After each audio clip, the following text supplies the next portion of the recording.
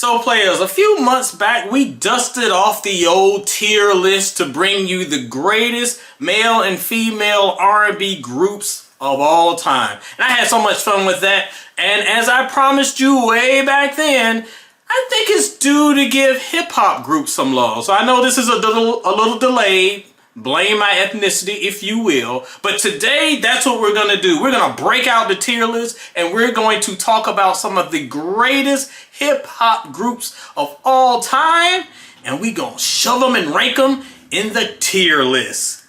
There's something about groups that just makes my heart full, because you get MCs together of different styles and abilities and really techniques, and you put them together and they find chemistry. Everybody's trying to outdo each other. The competition is incredible. That's what makes groups so wonderful. So today, let's bring the feeling back. We're gonna break out the tier list. So we're gonna talk about the greatest groups in hip hop history.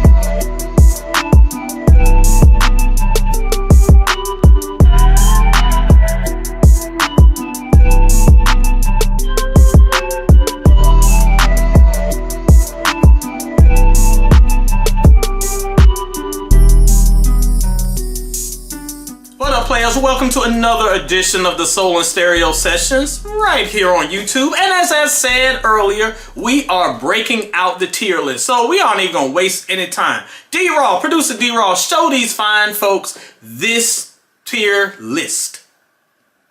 And yep, so as you see, we've got the tier list. We've got the 25 groups down below. Of course, it's not every group, but we're going to just start with 25 for now. And you see the rankings on the side. S tier is the top. It's the elite. It's the best of the best. And then we go from A and B and so on and so forth. Just don't end up in player please territory.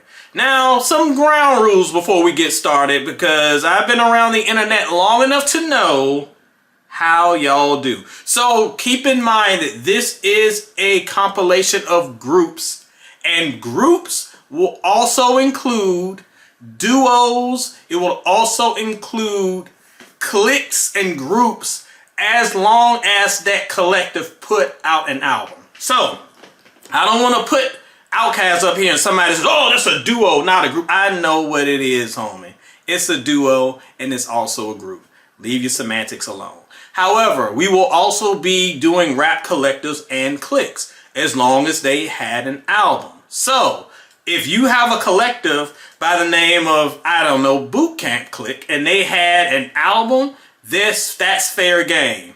Black Hippie never had an album, so they're not fair game. So that's how we're going to be doing this, although I don't think BCC made this list. We'll save them for part 2. Keep that in mind, because yes, what we're going to be doing is showing groups, collectives, and duos all love today. But before we get started, y'all know what it is. Let's do some housekeeping. Make sure, if you haven't already, to hit that like button right there. It's right there. Just click that right there. And if you haven't already, make sure you subscribe to the channel. I greatly appreciate it, because it's just one click for you, but it means a lot for your boy. And once this video is all wrapped up, make sure you share it to the hip-hop group fan in your life, so they can argue and reminisce with us about these great groups. I can't wait for this one, D Roth. Let's get started. The greatest groups, tier list style.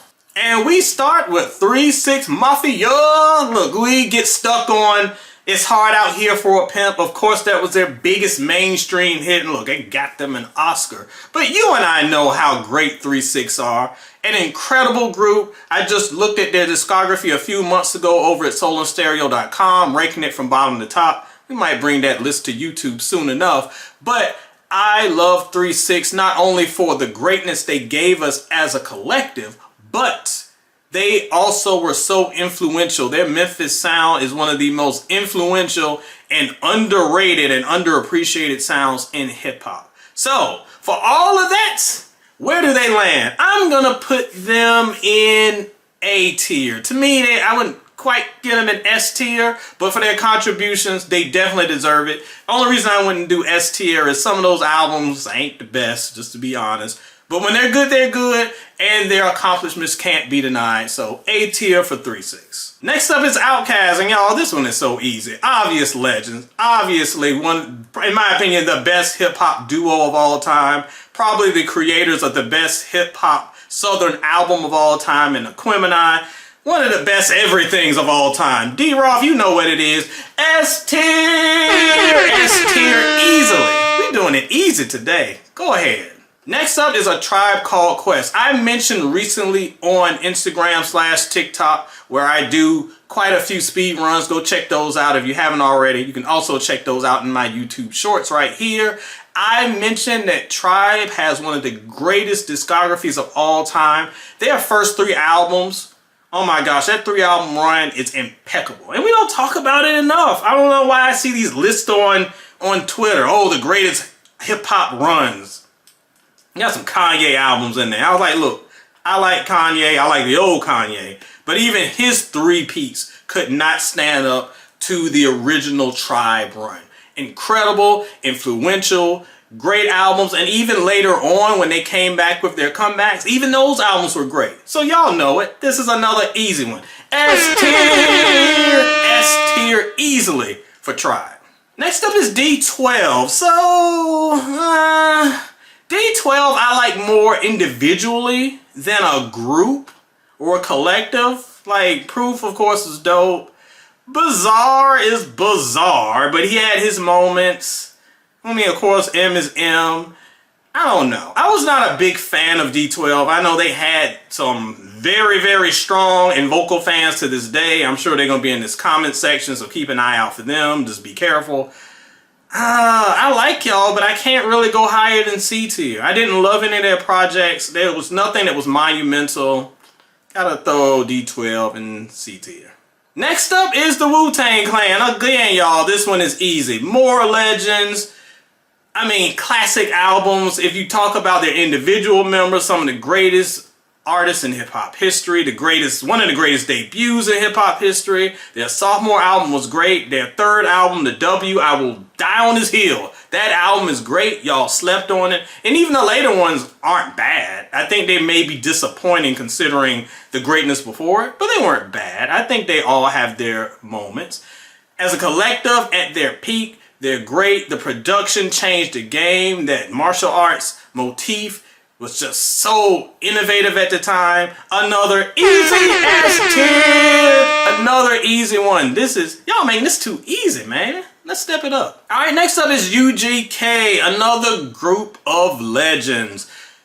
Not only are they legendary, they're quite influential. Back in the day, I considered them very underrated. I think people properly rate them now. People understand Bun B's greatness.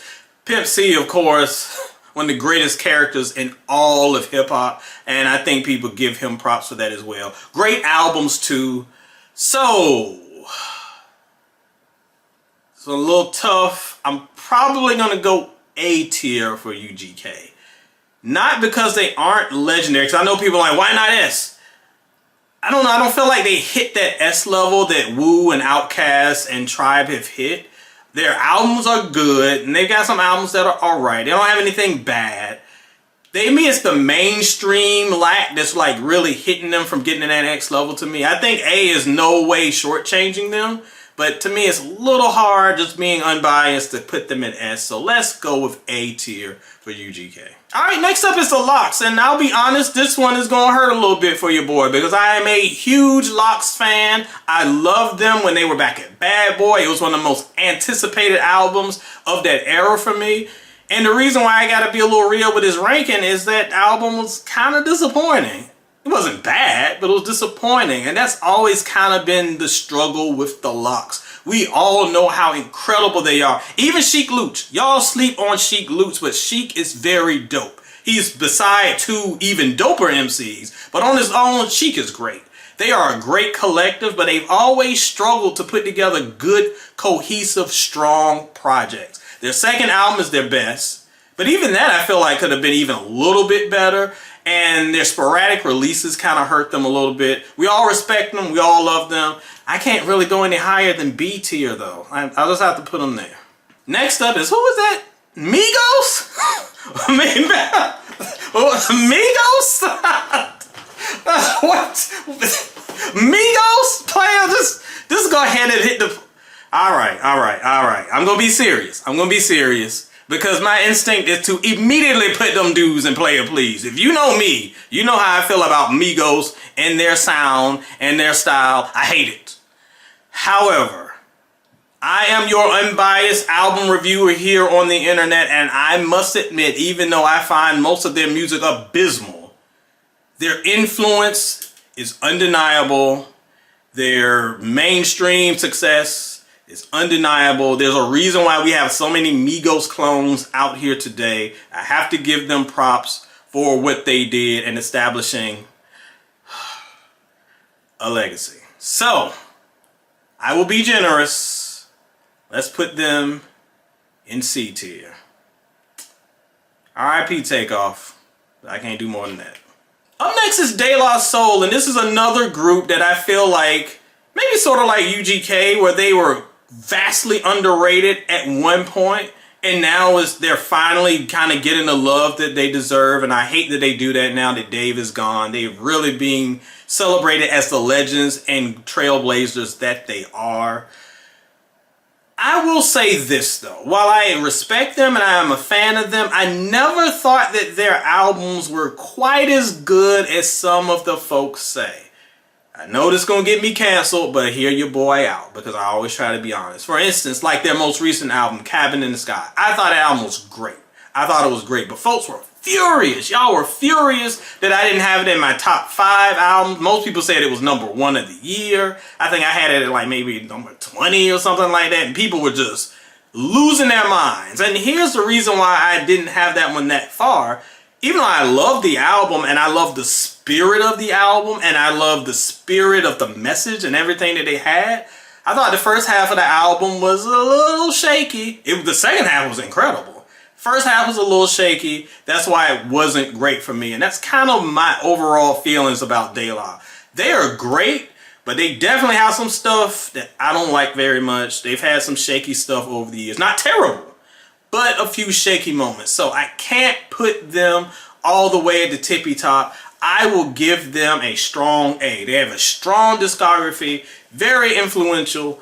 But to me, there are a few holes in their game, and this is coming from someone who actually is a fan of them. For those who said that I'm not a fan of them, I'm a fan of them. I just gotta be honest, y'all. Gotta be honest. Speaking of being honest, next up is The Firm. And like the Locks, I was so excited for The Firm. I could not wait for them to drop. These are some of my favorite MCs ever. You got Naj, you got AZ, you got Foxy. I was a huge Foxy fan at the time. They had Cormega, and he dropped off, and then had Nature, and he came on. And both Mega and Nature are cool. But this project, we only got one album. It was not great. As much as we all try to pretend it was great, it was not great. It was not great. And we never really got anything else to help redeem that, so I can't go higher than C, y'all. That's as good as I can do. Next up is G Unit, and if you were around in those early 2000s, it sounded like somebody trying to start up an old weed whacker with the G's.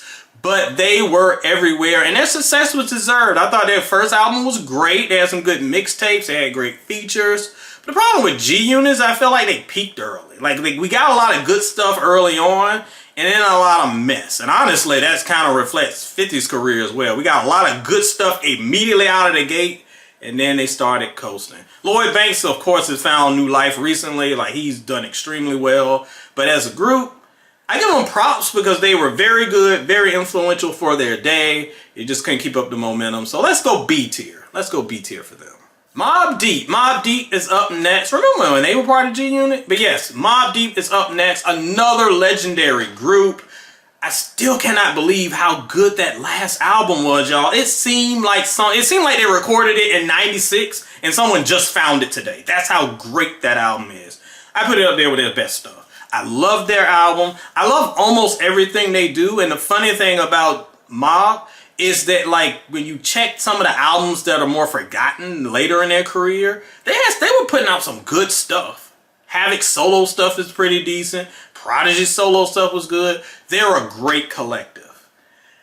But as influential as they are, Shook One's one of the most memorable hip-hop beats of all time.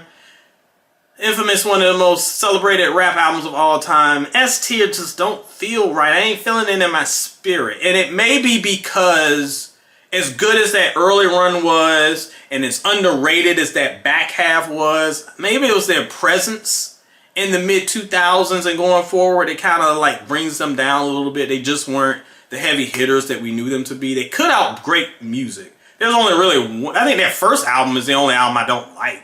So it's not like they have bad albums, but something's keeping me from putting them in that top tier. Y'all gonna call me a hater, but I gotta be honest. Let's go A for Mobb Deep. Maybe we'll revisit it later, but I'm gonna go A for them. Next up is Salt and Pepper. This is another group we don't talk about much, and you talk about innovators. At a time where female MCs were, I mean, it was like literally like 4 of them. And they were definitely not on the same level as far as respect as some of the male MCs. I've talked about it before here on this channel. As a female MC, you had to be 3 times as good as the male MCs just to be considered okay. All of the female MCs from the late 80s and early 90s, they were all incredible, and they had to be incredible in order to get eyeballs, attention, notoriety, because it was just hip-hop seemed like such a male-dominated genre that was hard to give the ladies some love. Salt and Pepper did it so well, and they did it smartly because they didn't fall into the tropes. They were able to talk about womanhood and their sexuality and be soft but also be hard when they needed to be. I love that they were flexible with their sound. And their albums are pretty good. We know the classic hits, but their albums are actually alright. So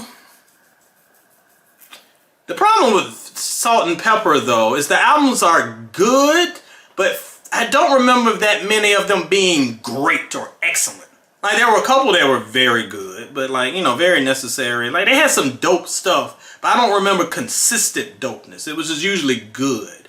Let's go B tier. Let's go B tier for Salt and Pepper. Very influential, definitely had hits, definitely had good albums, but I don't remember enough great to get them over the hump. Next up is Run the Jewels, and I would never have expected that this group would be as successful as they were. When they came out, I was like, okay, this is a great little union between Killer Mike projects. I did not expect them to wind up being arguably one of the greatest hip-hop groups of their decade and still going forward. At this point, you can talk about them among the greatest hip-hop groups of all time. They're that great. And in this era where groups are almost non-existent, and the ones that do exist, I wish didn't exist, they have helped with the consistency and the quality to keep things high. LP is great. His production is on another level, and we all know how good Killer Mike is. I recently said he was probably the most underrated player in all of the 2010s so far and going into the 2020s. If you look back, some of the best albums of that decade, his fingerprints are all over them. So for them, I'm going to give them an A tier. I'm going A. They absolutely have the opportunity to be S at some point. Bone Thugs and Harmony is next. Boom, boom, boom, boom. Oh my gosh. In their era, when they first came up, there was nothing like Bone. The harmonizing, I know it's part of their name. The harmonizing they were doing was just, nobody was doing that. And they had this rapid fire double time flow. But the thing is, like, yeah, they rapped fast and it was like, what did they say? But it was easy to understand them if you actually listened to them. They weren't just like mushing up words or mumbling. Like, this dude's, they rapping at like a quarter of that speed. I don't know what they're saying.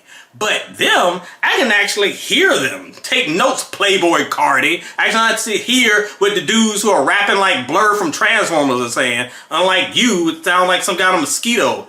But the point is this, they were great, they had influential songs. Crossroads was one of those songs that was so played out.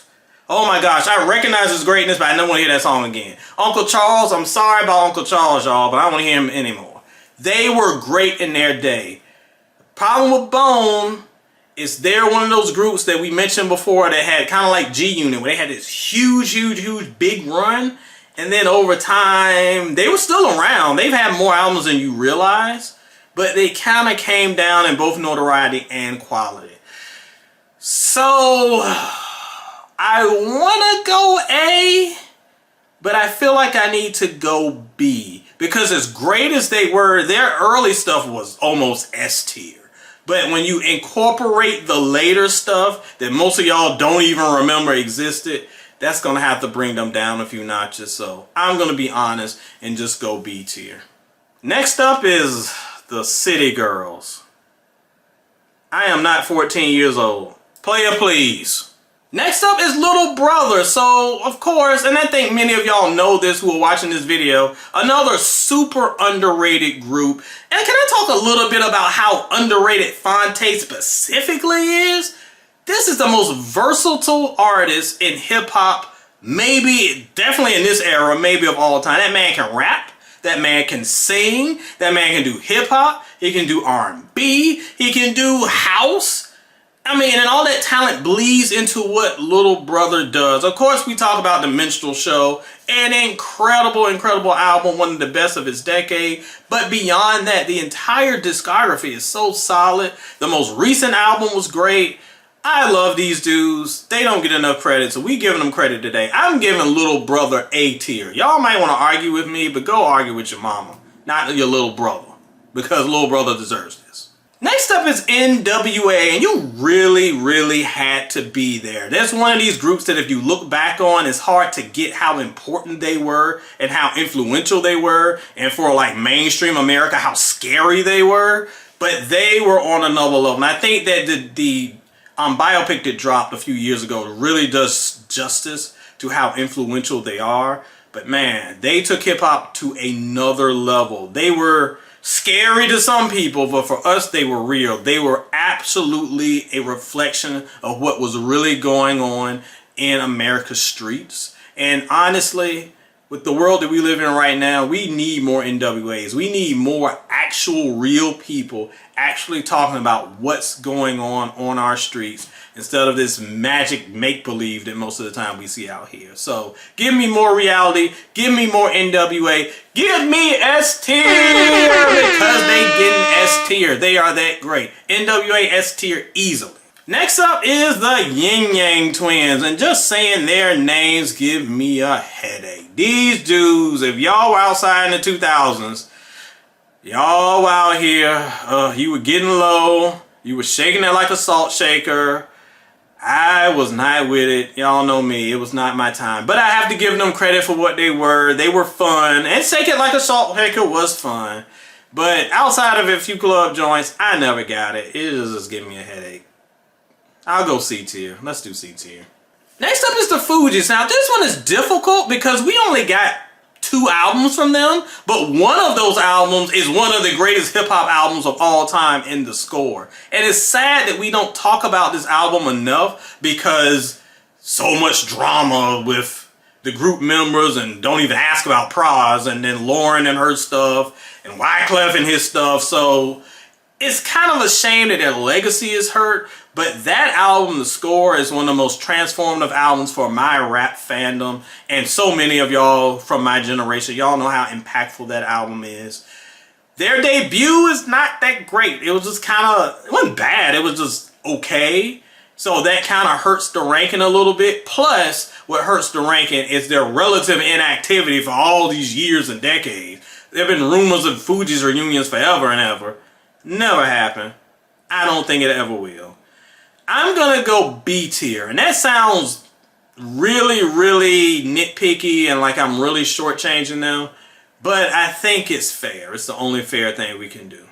Next up is The Roots. So of course The Roots, one of the greatest of all time, the perfect blend of lyricism and musicality. When you talk about hip hop bands and people want to say, oh, rap isn't music and that's not a band, they don't play instruments. Well, shut up, because The Roots does. They are a band. They are the preeminent hip hop band, and not even beyond that, they have given us some of the best and most consistent albums recently. They're another group that I recently did a ranking on soulandstereo.com. Go check that out, and you will see just how solid their discography is. Like, their worst album is better than your fave's best album. They have very few flaws, And of course, in my opinion, Black Thought is probably the greatest lyricist. I didn't say rapper. I didn't say superstar. I didn't say Billboard chart topper. So go back to bed, children. I said lyricist. I believe he is the greatest lyricist of all time. Maybe, I was going to say of our generation, probably of all time. Lyricist, that dude is incredible. So, this is an easy one for me, y'all. S tier, S tier, S tier, S tier. Hook them up. Okay, next up is Clips. And y'all know how much I love the Clips. Y'all know VA stand up, VA all day. Incredible albums. They're Got It For Cheap series with the Re-Up Gang. So you got to be careful because we're doing Clips. We're not doing a Re-Up Gang. Re-Up Gang is its own thing. So I can only use part of that stuff. Re-Up Gang would be just the mixtapes. But if we were doing just the mixtapes, that would be great too. So we're talking just about the Clips and their albums. And they're great. The solo projects are great. These two have been forgotten a little bit as a group. Of course, Pusha has spent the last decade or so carving out his own solo career. But last year, we were reminded how great they are as a duo. The greatest album that came out in 2025. They also had one of the best albums of all time in 2006 and 2002. And these dudes are great. They are incredible. I want to say S tier, but I know y'all gonna say, oh, that's recency bias, blah, blah, blah, blah, blah. But, you know, A tier isn't bad. You know what, man? This is my list. S tier, S tier, that D Roth, move that thing up to S tier. Because look, yes, I know it's recency bias, but in my opinion, they have a 5-star album. If you want to count mixtapes, they got at least one 5-star mixtape and Got It For Cheap Volume 2. Even though Re-Up Gang, we're kind of being careful counting that. We got an album last year, which is close to 5 stars. You got years and years of great storytelling and lyrical excellence. Man, whatever. You can argue if you want. I think that Clips are S tier. Next up are the Diplomats. Man, back in the 2000s, these dudes were so freaking obnoxious, but they were also kind of fun in a way. Cameron, I've always been a fan of Cameron. His style is just so insane. Joel Santana, it took me a minute to warm up to him. I'm definitely cold on him now. I was never a fan of Jim Jones. Whatever. I don't know what he's talking about. But then they also had some other kind of members come in that were pretty fun. Hell Rail. I thought J.R. Ryder was dope. Like, there are lots of people that kind of came in and gave them some good stuff. They were a great collective. They were fun, and for a generation, they were the G Unit of that era. They were the Migos of that era, except they were way better at making music than Migos. They were very fun, and their early albums were good.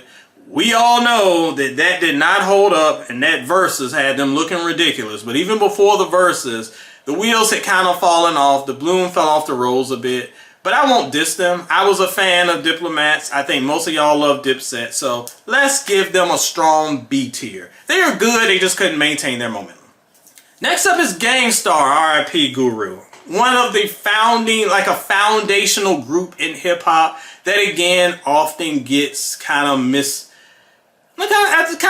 I hate that we've gotten to this point in hip hop where I'm glad that 50 years in that we have like a whole new generation of hip hop fans and so much history. But because of that, I feel like that a lot of the foundation and trailblazers and I don't know, I feel like a lot of them get left behind, and it makes me sad because Gangstar is absolutely one of the greatest hip-hop groups of all time. You see a lot of old heads like me that were mad about the Nas and DJ Premier album that came out a few months ago, and they were like, oh, these beats suck, this is trash. You know why they say it sucks and it's trash? It's because the beats that Gangstar had with DJ Premier's production were so good that they wanted production on that level. I mean, Mass Appeal is probably the greatest hip-hop beat of all time. It's between that, Shook Ones, and the Grinding beat. Like, those are my picks for the 3 greatest beats of all time. Pick and choose between those. But DJ Premier absolutely did that. He didn't have that energy on the Nas project. We'll talk about that another time. But I think that his work here is some of his best. His style isn't for everybody, especially if you go back and listen to it with 26 years. You might be like, why is he rapping like this? But listen, it's great. He had his own style. It was innovative. And some of their albums are some of the best of all time. They got some 5-star albums in their resume. So let's give Gang Starr a strong A. We'll give them an A for their effort. And we'll finish up for now with Naughty by Nature. And I will say this. In my opinion, Tretch should have gone solo in the early 2000s because he was so charismatic. His flow was great. He was so aggressive. He had this aggressive flow that actually worked very well for mainstream as well. I think he could have blown up. If he had some great production in the 2000s, Tretch could have been that dude. But we're not here to talk about Tretch. We're talking about Naughty by Nature, another great group of the 90s that we don't talk about enough today. And the reason why we love Naughty was because they could give you anthems, and they love making anthems for the radio, but they could do some hard street stuff too. They were the great mix and balance between street and mainstream radio, and it worked almost every time. I love them. Now, their albums were not perfect. So we had to keep that in mind. And of course, their legacy isn't as strong as it probably should have been. So let's go B tier for Naughty. I'm a big fan, but just being honest, like, they had some good stuff, some stuff not so good. Still much respect for them. All right, that's it. 25 groups, y'all, and many groups I didn't get to on this time. We didn't do Run DMC. We didn't do Public Enemy. We didn't do Cypress Hill. We didn't do Boot Camp Click. We didn't do 8 Ball MJG. We didn't do Crisscross. Y'all laugh, but that Young, Rich, and Dangerous album, that album was dope. There were so many we didn't do, so of course we'll be back at some point in a few months with part 2, maybe sooner than you think. And maybe we'll even do a part 3 depending on how well part 2 does, because we have a lot of groups to get to and I really want to show them their flowers. So let me know down below, where would you rank the groups, and let me know what groups you would want to see on the next one so I can make sure those are on the list. This edition of the Soul and Stereo Sessions is a wrap, and if you excuse me, I'm gonna go listen to some Gang Starr because I'm in some mood for some good old rap groups. Play on, players.